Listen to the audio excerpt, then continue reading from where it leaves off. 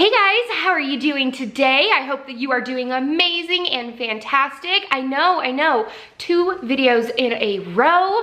So excited. So yesterday, if you did not see my video yesterday, it was the announcement of the Esacpe Book Club, which is a cozy mystery book club hosted by myself and Lisa London, aka Lisa Latte, under her cozy writer name. And we are super excited to get the very first live stream underway. It will be on my channel on the last Wednesday of August, and it'll be at 7 p.m. Central Standard Time. Make sure that you're following us on all of our social medias. I'll leave that link down below. That's the Twitter, the Cozy Escape Twitter, as well as our Instagrams and everything like that. We post all the time on Insta stories talking about cozies and all of that fun stuff. So if you are coming from Lisa's channel, hi, how are you? I hope you're doing amazing. Lisa read the very first chapter in this month's Marigolds and Murder. And so it's gonna seem like I'm gonna put my teacher voice on, because I used to read aloud to my students all the time. And when I mean all the time, I mean all the time. I think every year I would read aloud like 8 books total to them throughout the year. So if I get like voices going, like it's a judgy-free zone, right? Like, don't judge me too harshly. All right, so let's dive into chapter 2. I love how just beautiful the book is, and it feels like, I love the matte, and it doesn't have a shiny cover, so it's easy to take pictures and different things like that, and all of her books are just gorgeous. They're like aesthetically pleasing. I love them. So we've got chapter 2 up right here. And in chapter 1 is where we start really getting to know about Pink. We figure out a little bit of her relationship with her mom, and we get to know that she has a cozy mystery companion, Kingston, her crow, which I thought was amazing. I love the fact that she has a cozy companion, but it's not like everybody else's cozy companion, right? Like everyone else has a cat or a dog or something along those lines, but a crow, I love that it's unique to Pink, and London love it. Putting to good use the free trial month class I'd attended, I somehow managed to get my foot into the sink and free it of its purple tattoo. Getting it back out took a little more effort. I wrangled my leg away from the basin and patted it dry with a rag. A gasp shot out of my mouth as I spun around and found Elsie standing a few feet away. My gosh, Elsie, you scared me. You move like a cat wearing slippers. I've told you many times you need a bell on the door, Elsie said. Elsie could rival my mom when it came to giving advice and opinions. She pointed her finger, which meant more advice was on its way. Lola mentioned that her parents sent her a box of old goat bells for the antique shop. That would be perfect. You're right, I'll go across the street later and buy one. Elsie spent her entire day baking and creating the kind of confections that went straight to the thighs, but she was as fit and trim as an Olympian. Even though Elsie was, as she liked to say, pushing 60, although Lola had told me Elsie had already pushed 60 several pushes ago. Every afternoon, she pulled on her shorts and athletic shoes and ran the 5-mile loop from Harbor Lane down to Pickford Way along the beach and up Culpeper Road.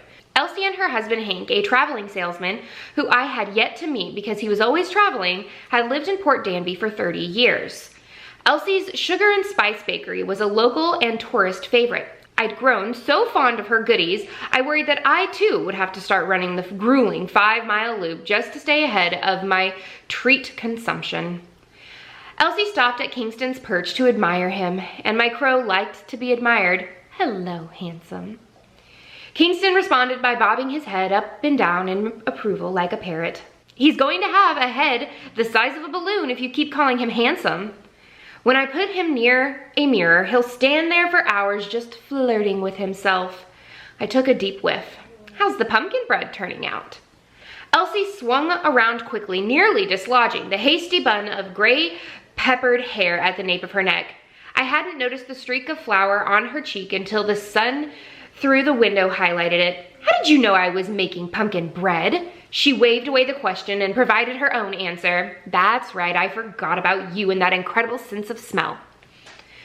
I've been smelling a lot of cloves, nutmeg, cinnamon, and yeast, so I figured pumpkin bread. And to be perfectly honest, I saw Tom from the corner market deliver a crate of canned pumpkin. Elsie put her finger against her lips. Shh, I like to let people think I'm using fresh. I even leave a few pumpkin halves on the work table. I hope it doesn't make me seem terrible. Since your baked goods are like an elixir for happiness, I think we can let this one indiscretion go. Besides, who would fault you for using canned pumpkin? You work so hard. Thank you, Pink. You're a gem. The people who I'd already grown close to, like Elsie and Lola, had taken to calling me by my nickname, Pink. I'll bring you a sample when I've perfected them. Looking forward to it, Elsie ran her fingers along the black and white tiles on the island. I'd only known her for a few weeks, but it was easy to read that she had something on her mind. But before she could part her lips to speak, the door opened and a salty coastal breeze ushered in behind my neighbor on the other side, Lester. Aside from being Elsie's twin brother, Lester was a retired fireman who had, after a year of golfing, watching television reruns, and as he liked to say, watching his hair turn white, decided to open up a coffee shop. He was always a fun sight to see in his snowy white hair, brightly colored Hawaiian shirt, and sandals. As far as neighbors went, Lester was much quieter and less opinionated than Elsie. His wife died of cancer just 10 years into their marriage, and he, as Lester put it, never found true love again. Yes, those men exist, but they are as rare and as hard to find as the perfect fitting bra. Lester popped right up with a question for Elsa. Well, did you ask her? Well, I was just about to until you came bursting in as if the devil were chasing you.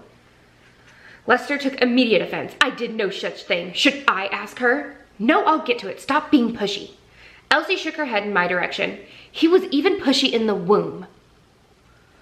What I should have done was push you right out of it, Lester quipped. I leaned against the center island and crossed my ankles, waiting for them to stop arguing about who should be doing the asking. I had no idea what the burning question was, but I'd found, with Lester and Elsie, it was easier to let them finish their round of sibling rivalry first. Eventually, they'd get to the point.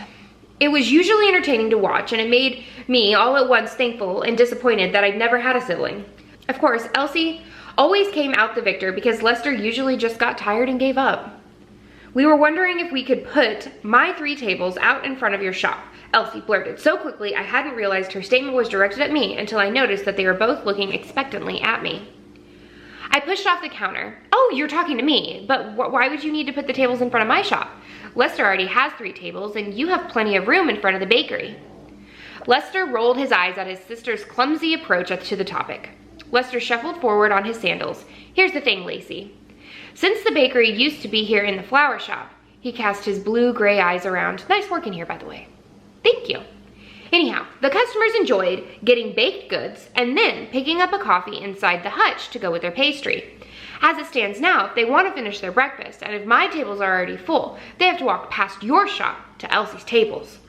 Elsie put her fists on her slim hips. Actually, my tables are almost always full first. You get the spillover customers. Elsie leaned her head towards me. My tables have a nicer paint finish.